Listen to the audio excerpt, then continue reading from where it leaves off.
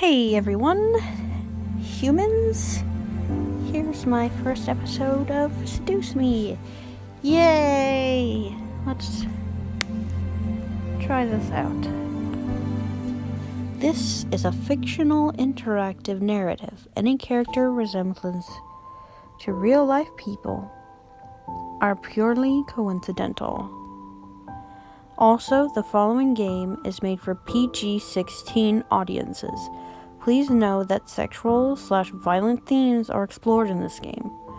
Trigger warnings, abuse, implied rape, and suicide. You have been warned. Well, I appreciate that. Please enjoy. Why, hello. My, aren't you a gorgeous sight? Can I be honored enough to know your name? There's voice acting. Okay. Normally, I go with a name that isn't my own, but for the sake of this and what I've been doing, I will go with my own. A lovely name for a lovely person like you. Wonderful. Thanks. Who are you? Eric, do your job. Hello? Very well. This game was produced by Seraphim Entertainment under the direction of Michaela Laws and is powered by Ren'Py Visual Novel Engine. We truly hope you'll enjoy this story. I know I'll enjoy it, since you'll be in it. Okay, thanks. Eric. Fine. Farewell, my sweet. I am shook. Okay. Somewhere. Oh. That's not good. Come on! Is that all you got? I don't know. Wanna try me, asshole? Maybe? Crap! Missed. Cool. Let's retreat for now. No kidding. Let's get out of here. That's right. You better run, you stupid punks! Stay out of our territory! Hey, chill the fuck out. Call it fate or call it coincidence. That one moment of violence started a chain of events I can't talk. A chain of events I will never forget. This formula, created in the 70s, is one of the most important in the field of financial theory. Oh, that's nice. It is used to calculate the price of European-style options and is widely used by option marketers, though there are some discrepancies that are now corrected with a modern viewpoint. Oh, that's nice. Rain. It's been a long time since we've gotten rain around here, but it is April, so it's not exactly that surprising. Personally, I love the sound of it. The way the raindrops fell, like soft tapping of fingers, it was soothing, I guess. Even looking at the droplets hit the glass of the window was strangely calming. For this reason, I felt lucky for having a seat next to the window. I spent more time staring outside than I did paying attention in class. The lectures in class were pretty boring. Mrs. Phillips' voice was passionate, but I wasn't interested in what she was saying.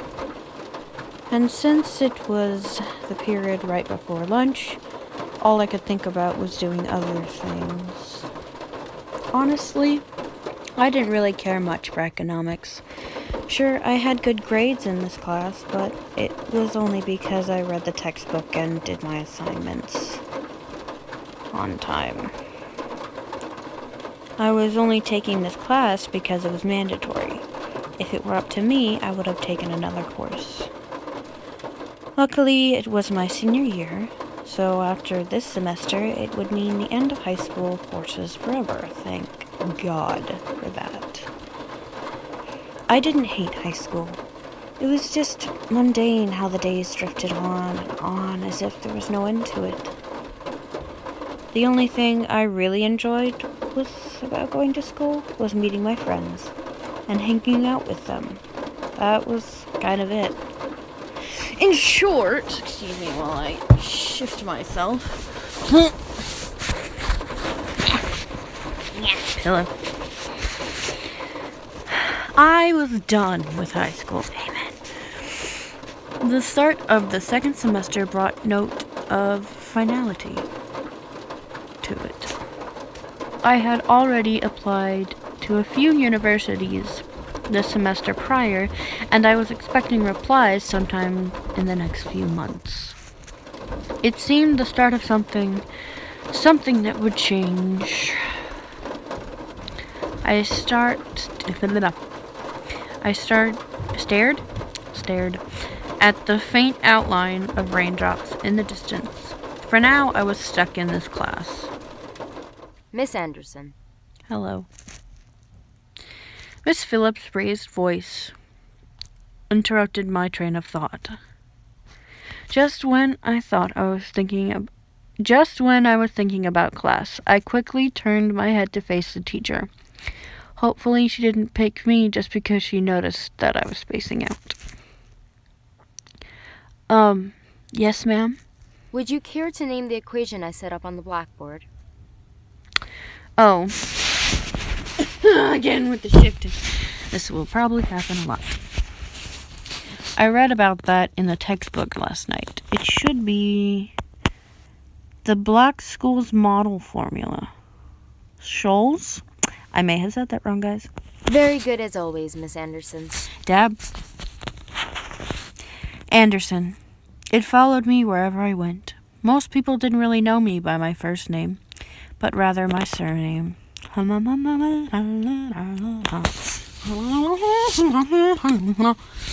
No doubt, since the surname was the trademark of the internationally famous and philanthropic Anderson Family Toys, the founder is my grandfather.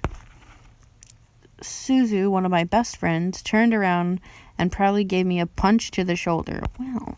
Kick ass, girl. Thanks. From beside me, I heard Naomi, another one of my best friends, clearing her throat in obvious disapproval of Suzu's choice of words. She means good job. Yes, I know. Miss Capini. I... Care to tell me who the creators of this formula were? Some guys named Black and Shoals.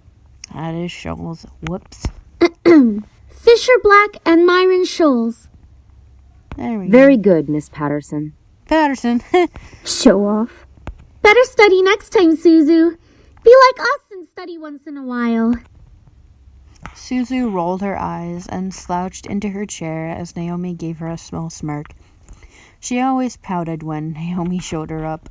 That's the end of today's lecture. Now, let's separate into groups and work on your projects. Remember, everything is due on Monday. Go ahead now. Monday. Before I knew it, Suzu and Naomi had scooted their desks to align with mine, and we turned into the Three Musketeers. Whenever the teacher let the students decide on groups, we always grouped together in a little trio. It was a sheer stroke of luck that we all managed to be in the same class, so we had to at least take the opportunity and stick together as much as we could. Fair point. I did never really have that. Besides, we were most comfortable around each other than around any other classmate. It just made sense for us to put our heads together for the project. I took out the poster we were working on and rolled it open onto the 3 desks.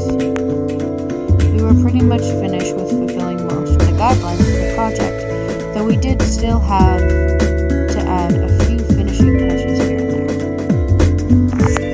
After working on making the poster a bit prettier, we sat back and inspected our work to see what we still had to do.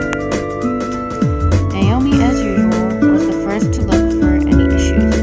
She lightly tapped a pencil against her chin, staring intently at the problem. Hello? Hi, Dad. Thanks, Dad.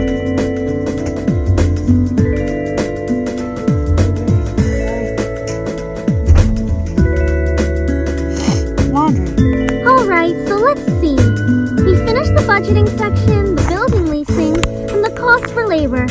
What else do we need? That's a good question. Suzu straightened up to look at the poster and stroked her chin. After a few seconds, her face brightened and she spoke up. How about a company name? Huh? Did we really skip over that? Of course we did. You always go straight into the logical statistics and stuff that you completely skip over the fact. We need a name for our project. At least we caught it this time. What do we name it? Not sure. What do you think? It always comes down to me! Whenever there was something to be named or titled, I was the master and ending decision, even when I didn't want to be. I can understand that. I like Trinity Corporations. That is way too predictable. How about the Dragon Company? Ugh. What do dragons have to do with our project? What? It's a totally unpredictable name. It's hot. Super hot. But our company sells bubble gum. Who said we can't produce spicy bubble gum? Good point. What do you think? Yeah. What do you think? What do I think? Both of them looked at me expectantly, even though I wasn't quite sure of myself. I didn't really want to choose sides, but if it were up to me, I would say Trinity Corporation. Blah, fine. Be lame. Fight me. Alright, now that we've decided on a name, now what? As we ended our name game, a giggle scrambled my thoughts. Huh? Who was that? Ignore it, it's just Lisette. Who? I looked over my shoulder to see Lisette, is that how she said it? Laughing with her circle of friends, mostly comprised of popular people. Oh, how exciting. As a result, everyone in the school knew them. In the center of it all was Lisette White. Wow, I can't speak. She sat with a posture that indicated she was still working, but ready to casually chat about her day. That's an interesting posture. She was an endearing balance of charismatic and awkward, which was readily apparent when she first talked to someone. It was easy to make her smile and laugh, and she was quite the comedian as well. Basically, she was perfect.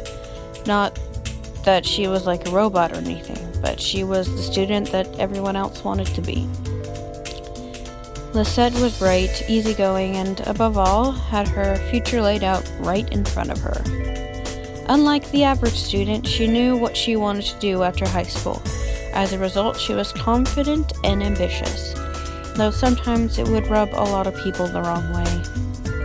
Moreover, I had known her ever since I was young, but it had ultimately resulted in a rivalry that continued today. Of course, my friends knew what was between us, and upon seeing me glance at her, they shifted their attention to her. She doesn't even look like she's working, in my opinion. She probably is, but she's too much of a stuck-up priss to allow herself to look like she's actually doing work. Oh, come on, Suzu. She may be a little off-putting, but she's not the giant priss that you're making her seem to be. The day she isn't a priss is the day I turn into you. What's that supposed to mean? Never mind. It's about time! Let's bail! Same. Unsurprisingly, Suzu was the first out of the classroom, slinging her backpack over her shoulder with ease as she quickly strolled out the door. Her seat isn't even closest to the exit, and she always manages to be the first one out of the door. I don't think I'll ever understand that. Same.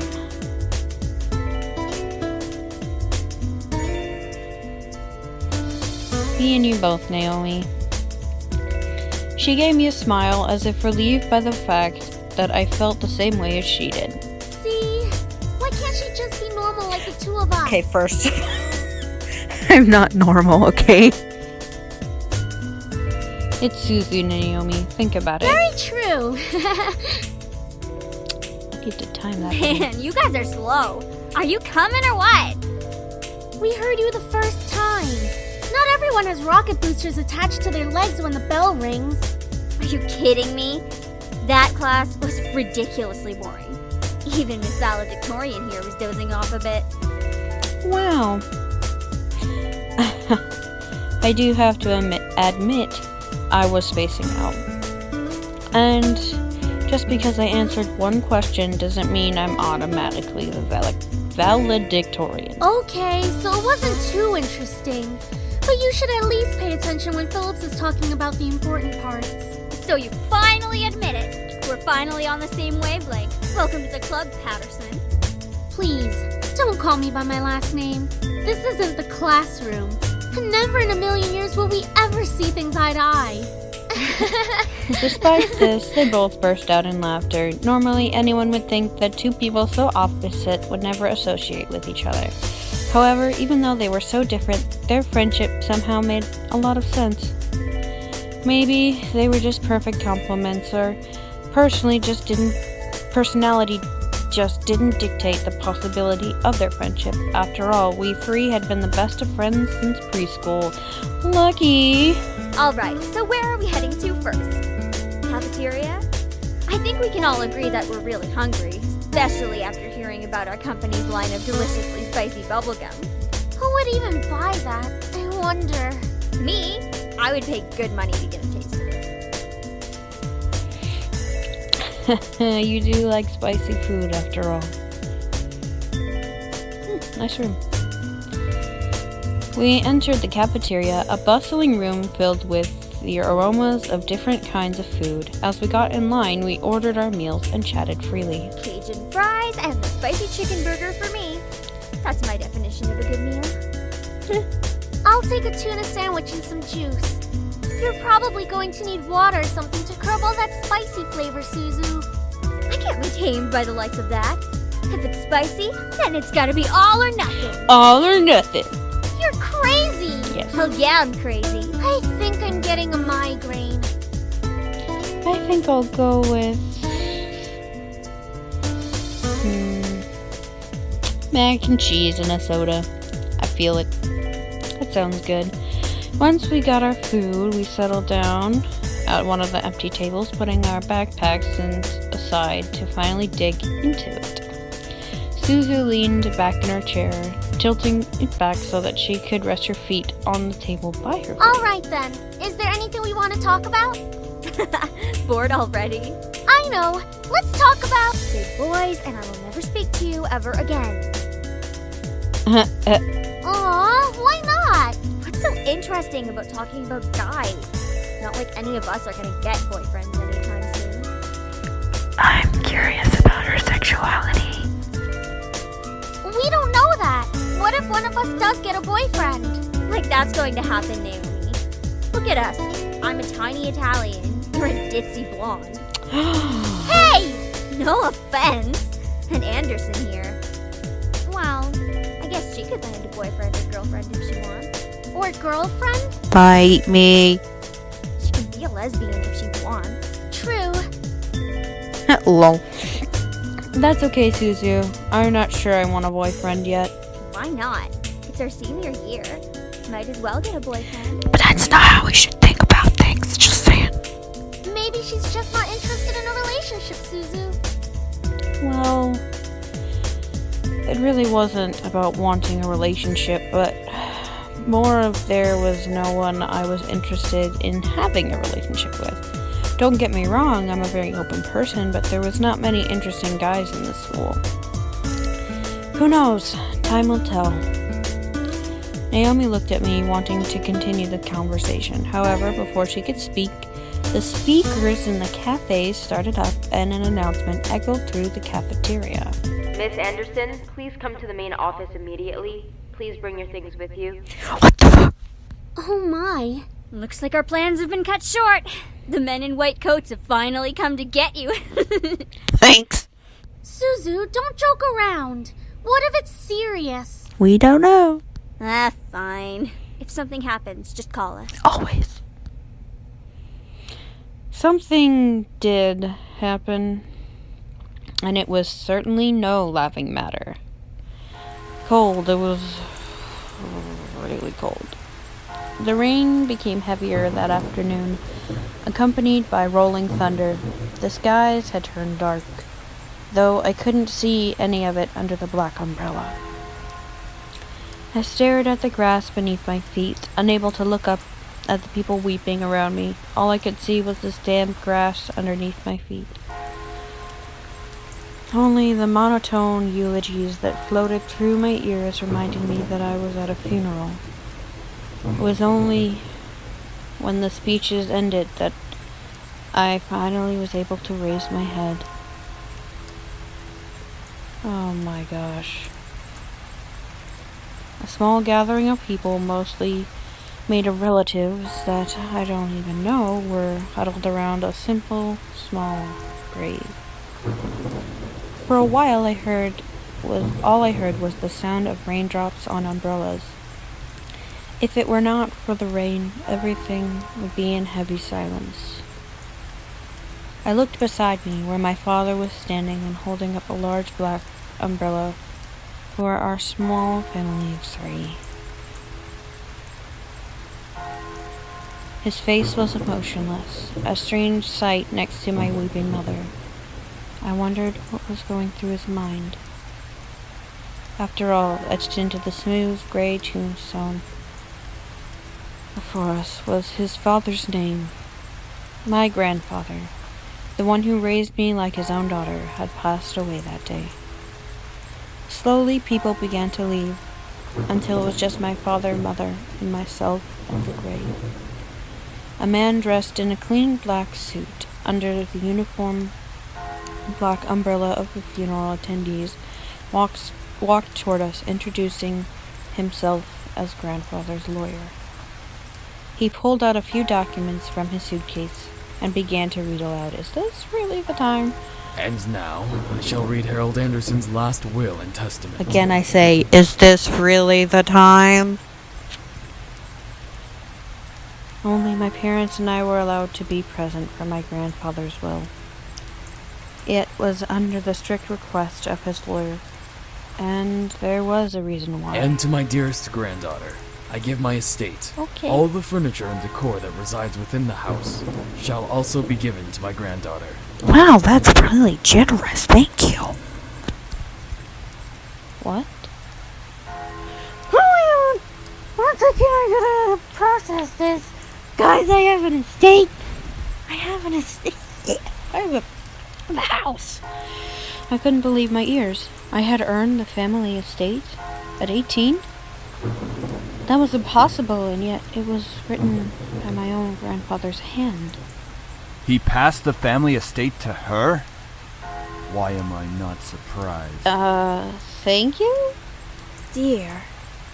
Well, did he say anything about what will become of the CEO and chairman position of the Anderson Toys Company? No. It is presumed that the vice chairman will succeed the position. Oh. Even to the bitter end, he wouldn't give in. What a stubborn old man. What is wrong with you, Dad? Shaking his head, my father turned to face my mother with a serious expression on his face. About the estate. Should we send her there to get used to the building? It'll be a good place for her to live after high school. I'll fight you. Are you sure we should? Why not? This would be a good experience for her. I'm right fucking here, guys. Honey, what do you think?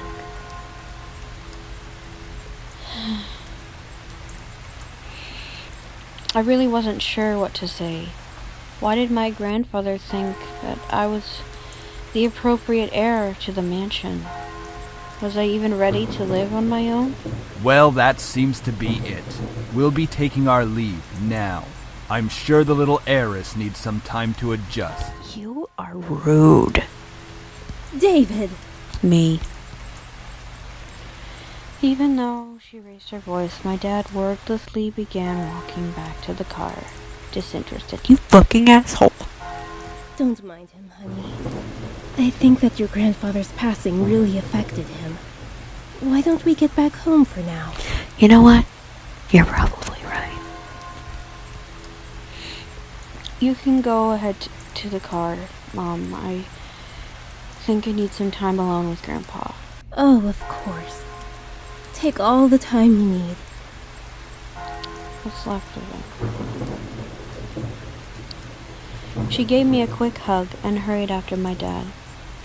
I looked around the funeral grounds, which was completely empty, save for the sullen-looking grave that laid in front of me. I'm sure that if Grandpa were in charge of arranging all of this, it would have been much different. It was blatantly obvious that my dad was in charge of the whole event. Who else would bury their own family the same day they pass away?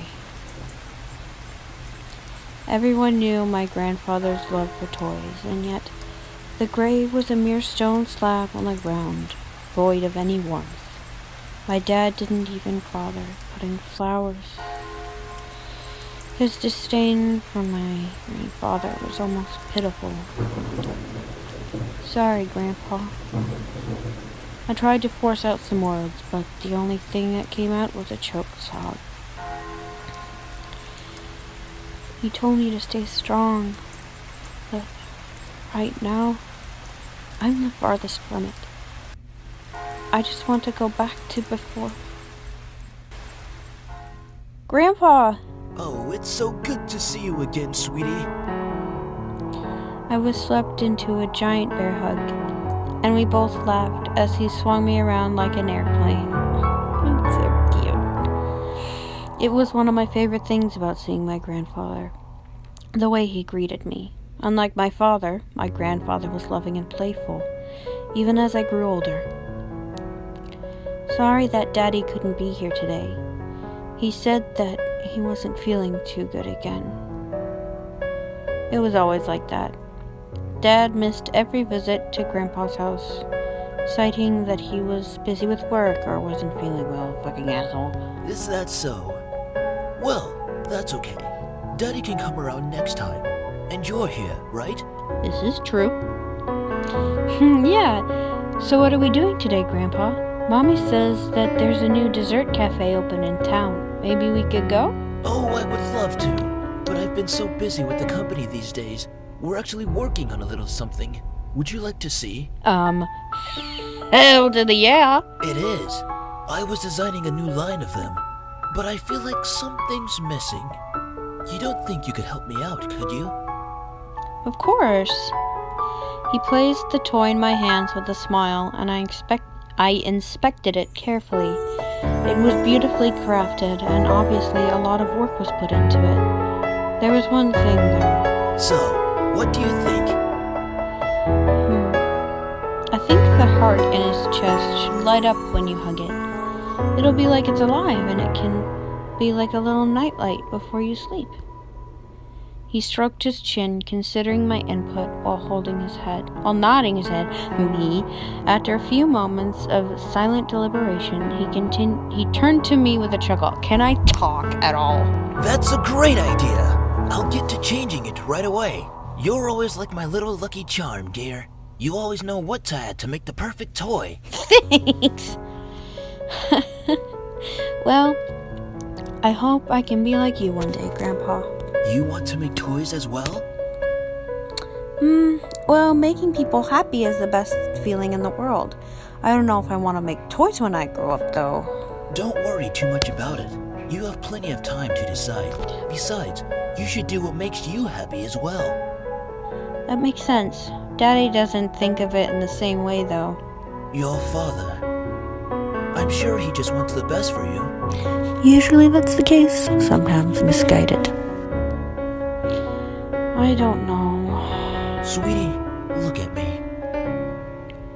He bent down to look at me eye level, with a serious look on his face. As much as your father may say something that doesn't make sense now, you must remember that he's always thinking about you.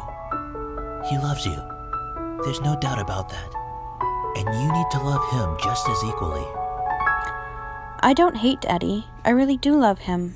I don't know why he's like this, though. Your father and I have had some difficulties with each other in the past. But it's nothing that you should be concerned about. Certainly hope not. I had heard tidbits of this from my mother and various other people. The only people who had stayed quiet were my father and grandfather. Both of them refrained from saying a word on the subject matter, but it was clear that whatever happened set up a wall between them. It's hard, though, trying to pretend as if nothing were wrong. However, no matter what, you have to stay strong. You're a big girl already, and, well, there'll come a day when it seems like it's you against the world. But always remember that your family and friends will be here with you. Daddy, Mommy, your friends at school, me. We'll stand together to get through it. But you're dead! How can you be so sure of that? Because we'll be right here and here. He pointed his finger at my head first, then at my chest. So stay strong, promise? For a moment, he looked almost sad, pleading, but as quickly as it had come to the expression disappointed from his face. The expression disappeared from his face, and he was all smiles once again. Promise. Upon hearing that, Grandpa let out a great burst of laughter and stood up. All right then, enough of that. How about I whip up some special homemade dessert? I know I can't accompany you at that new cafe, but we sure can talk and eat while I cook and do some paperwork. Homemade dessert? I'll race you to the kitchen. Hey, slow down there. I'm not what I used to be. Yeah, 'cause you're dead. Sorry, that's dark. You willed me to the very home I love to see you in. Why? Why would you think I would be ready to take it? Especially after this. A surge of anger bubbled within me, but I quickly swallowed it. There was no use for getting mad, especially when the person in question was no longer there. I'm sorry. It's hard to stay calm when you've left me with so many questions, especially about what happened between you and Dad. What am I doing? Talking to a grave. My vision blurred and I suddenly realized that I was crying. My face heated up as tears rolled down my cheeks. I'll bring you some flowers later. I miss you, Grandpa. I'll try my best to fulfill my promise I gave to you, even if the world might be turned against me. I left the grave, wiping my tears hastily so my parents wouldn't see. Well, it's time to head back home. I'll cook up your favorite lasagna when we get home, okay? How did you know that lasagna was my favorite food? What the fuck? Thanks, Mom. However, my dad didn't speak the entire drive home. I wanted to talk to him, but after his moment at the funeral, I wasn't sure that was a good idea. It's about time we took off those dreary black clothes. You need to calm the ever-living fuck down. Gathering my courage, I decided then that it was time to talk. Dad, could I ask you something? Go ahead. The fuck? Aggressive much? Why do you want me to move into the estate so soon? I thought I made that rather clear. The college near your grandfather's house is well known for its business program. You are planning to major in business, yes? I'm planning to do whatever the fuck I want to do, Dad. Right after you graduate from high school, you'll just live there and can easily commute to and from school. It's a perfect fit for you.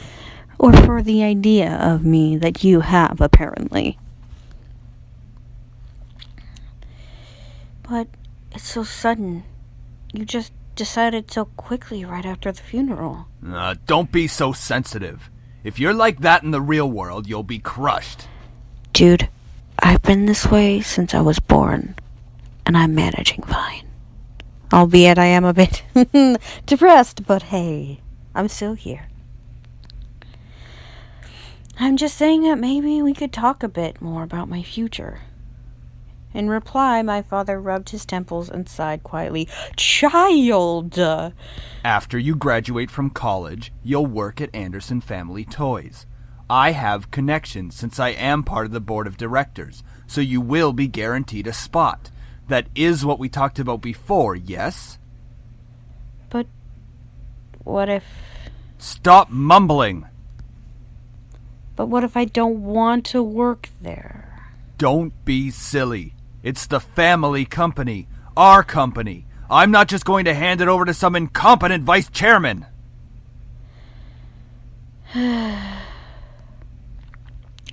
He came closer to me and his face softened. Look, this is all for the best, okay? You may not know it right now, but you will appreciate it later. Okay, that's a little better. But I appreciate it if you just kept that tone instead of your aggressive, business-like tone towards your own daughter. Thank you very much. For some reason, when I heard him say that, something snapped in me. I wasn't exactly sure what it was, but it made me feel so angry. Do you even care that grandfather passed away? Of course I do. Well, everything seems fine and dandy to you. Things couldn't be better. Excuse me? I don't like your tone, young lady. It's like nothing happened at all. Like you just ignored the fact that he's no longer here. Do not raise your voice at me! What did he ever do to you to deserve this? My father, his face hardened, crossed his arms, and erupted in angry laughter. Dude, that's my job. Ha! You sure place him upon a pedestal, like he's some kind of venerated god or something. It makes me sick. Is that it? Are you happy seeing grandfather dead? While everyone was grieving, were you holding yourself back from laughing in everyone's faces? Did you feel just a bit happier seeing him lie in the graveyard? A flash of rage crossed his face, and he whipped the back of his hand across my cheek. You don't know anything! Running your mouth like somehow you know everything that went on, when you're just a little girl that doesn't know how to keep her mouth shut! You did not know my father! You did not know what he was capable of!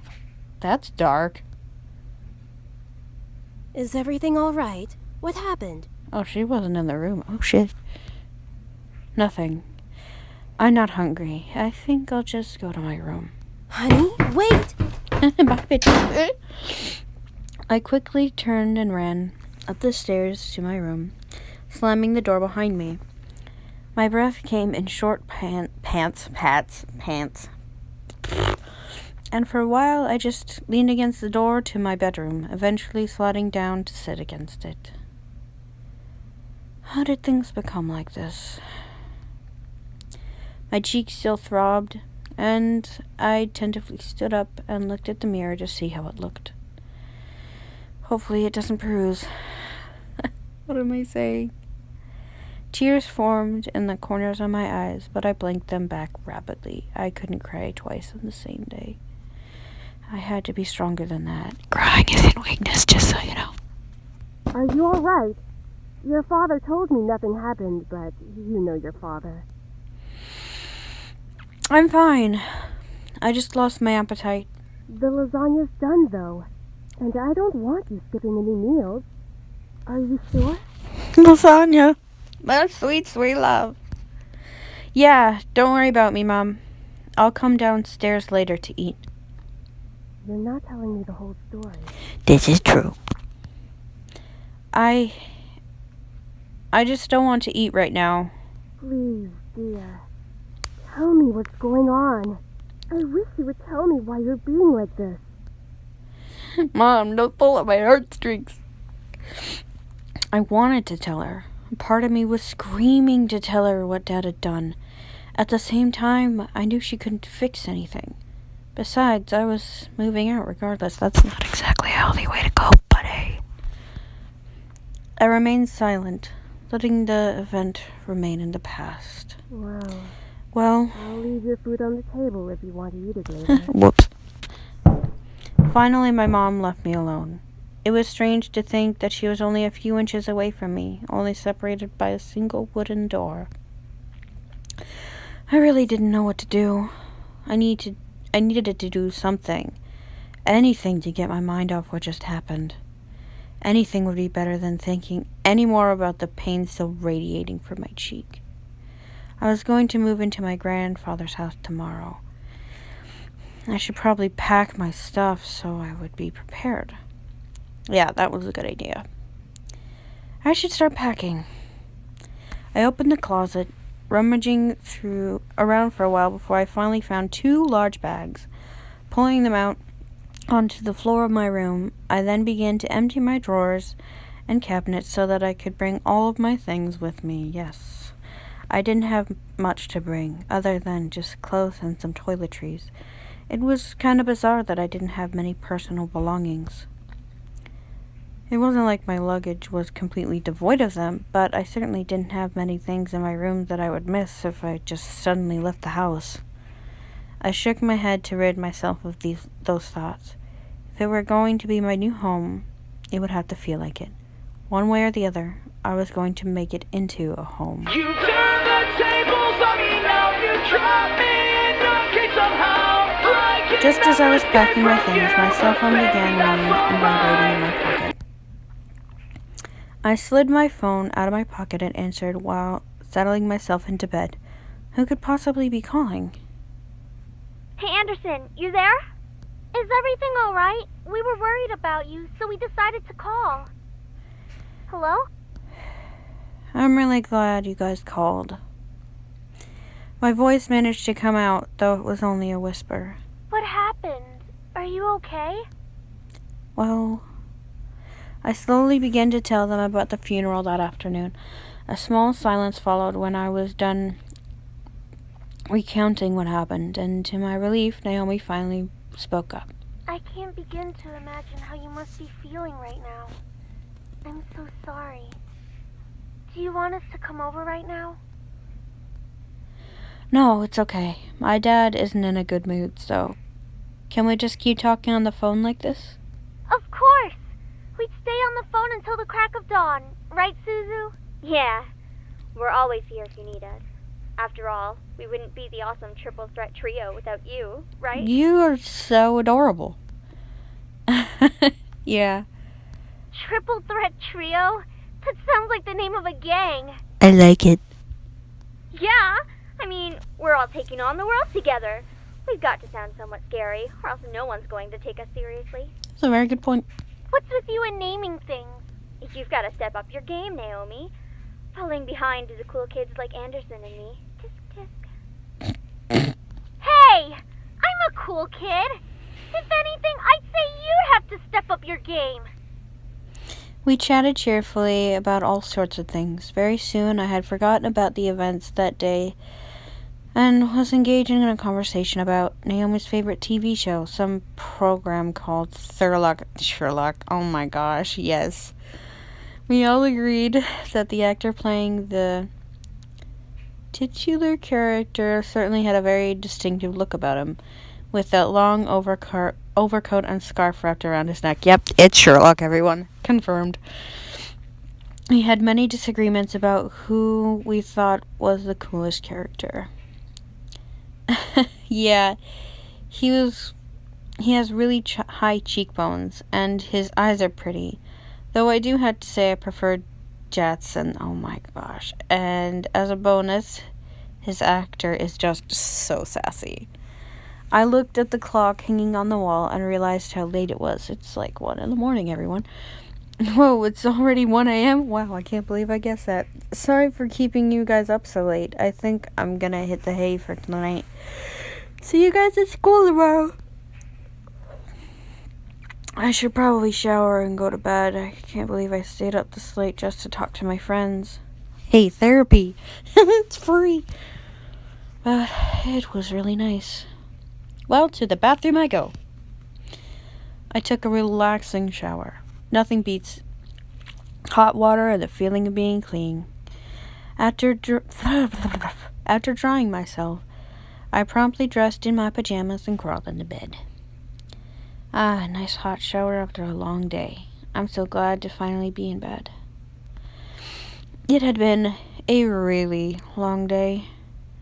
I knew that I was wishing for something to change back in class, but I certainly wasn't expecting any of the things that happened today. I have to go back to school tomorrow. Ugh. I curled up on my side and slightly wrapped the blankets around me.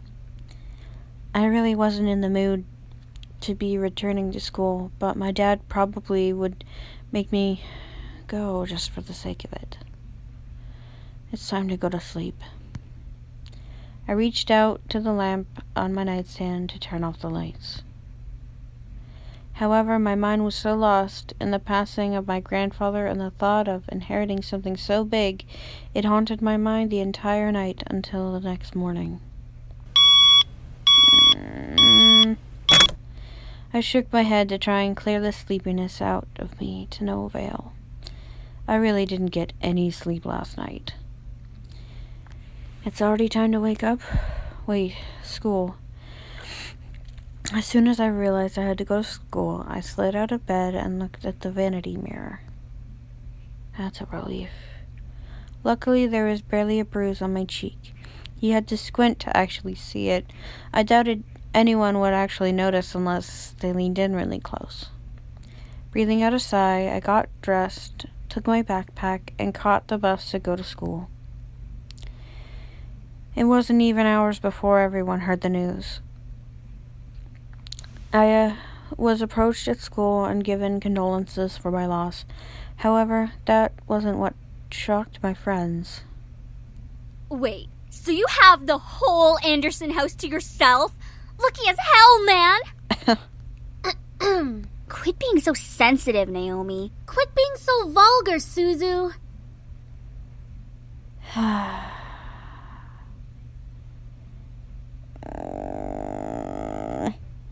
Oh, man, come on! See? She knows about proper public taste. I know how to be a lady.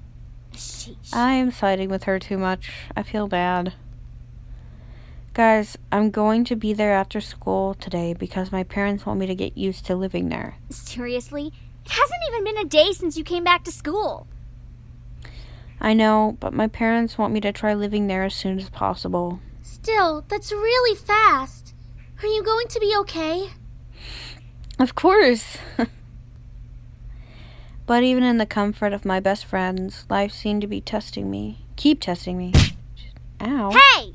Don't go around shoving people like that. Whoops. Did I strike a nerve, Capini? You are very interesting looking.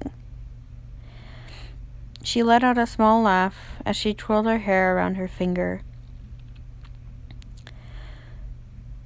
Lisette, one of the last people I wanted to see today. It's not me you should be apologizing to. Oh, Anderson. Hey, how's it going? I'm alright. Haven't you already heard, Lizette? Lizette, okay. Of what? Her grandfather's passing. Well, I'm sorry about that. I don't really watch a lot of news. It doesn't really sound like you mean it. I do mean it. Earnestly. Why wouldn't I? Typical Capini. Isn't her family involved with the mafia or something? I wouldn't be surprised if she brought out a bat from behind her back right this moment. Okay, calm yourself. I had nearly forgotten the crowd that followed Lisette, which was mostly comprised of people that no one wanted to see on a typical school day. No one had the slightest idea why exactly they followed Lisette around so persistently, but they labeled themselves as social equals with her. That is out of line! Suzu comes from an honest family. Says the one whose family profits from political scandals. Yeah, your dad doesn't make anything unless he's in the court with dirty politicians. Hey, let's all calm down for a second, alright? I'm sure Anderson needs some time to recuperate. I mean, what just happened? We need to give her some respect. Just stop. Stop acting like that already. Like you feel sorry for me. What are you talking about? I'm sure you're happy seeing me like this. You already have everything you've wanted, and now seeing me like the way I am now, life couldn't get any better. Bitterness seeped into me. Either one, really. And the words started flying out of my mouth without filter. But honestly, I didn't care. I was so consumed by anger that I only saw Lisette in front of me. What exactly am I to you? Just another part of your obstacle course? Is that what I am? I'm sick of it, Lisette. I'm sick of all these charades. I'm sick of you. Gasps rose from the crowd around her, and I was brought back to the school hallway, even my friends beside me looked at me in surprise. One girl looked like she was going to speak up, but Lisette held her hand to stop her. There was an emotion on her face I couldn't quite make out, but I could see a form of pity in her eyes. No, don't you dare pity me. I looked away from her. I didn't want to see that emotion in her eyes when she was talking to me. She didn't have the right to look at me that way. I'm sorry. I know your grandfather passing away must have really taken a toll on your emotions. She stepped towards me and put her hand on my shoulder, giving me a tiny smile, as if for old time's sake. But for some reason, I didn't feel comforted at all. Not that I was just angry at her, but the expression on her face when she leaned in close to me contorted into something complex. Something was different about her. I couldn't quite place my finger on it, but something about her had definitely changed. Well, I'll be going for now. Track meet responsibilities and all of that stuff. See you later. Oh dear. Something about Lisette made me feel uncomfortable. I wasn't just angry, but also uneasy. What was that? I'd never seen her like that before. But I needed to pay no further attention to it. She continued running down the hallway with her gaggle of friends behind her. I refocused my attention to Miss Phillips, who was walking down the hall towards me. Is everything all right, girls? Nothing we couldn't handle, Mrs. P. Just a bunch of snobs. Suzu, hush! It was nothing, Mrs. Phillips. I see. Well, Miss Anderson, please accept my condolences for your loss. Thank you, Mrs. Phillips. Your grandfather was a good man. He really upheld the philanthropy of his company's policies, and the money that went towards charity, too. I know. He was amazing. I really looked up to him, and I want to be as good as he was. Well, I know that you'll be as great as your grandfather. Hell yeah, she will. She'll be 10 times better than her grandfather. Would I? Would I really be better than my grandfather? Everyone seemed to have high expectations for me. I wanted to do my best and make my family proud. But to be better than my grandfather? I wasn't sure about that. From outside the school window, I saw a similar blue car pull up to the curb. Undoubtedly, it was my father in the driver's seat. Oh, my ride's here. Well, I guess I'll see you both tomorrow. Want us to come with you? Oh no, it's okay. I'll be fine. See ya. Hey, Dad. Hey, honey. I got into the car and I noticed my father looked troubled, clutching his steering wheel and staring straight ahead as if something was really bothering him. About what happened yesterday. I'm sorry for yelling at you. Does your cheek still hurt? Not as much as my soul. No. It's nothing to worry about. I mean it. I shouldn't have laid a finger on you. This is true. You know that you're my most precious daughter. You're all that I have. Damn fucking right, bitch.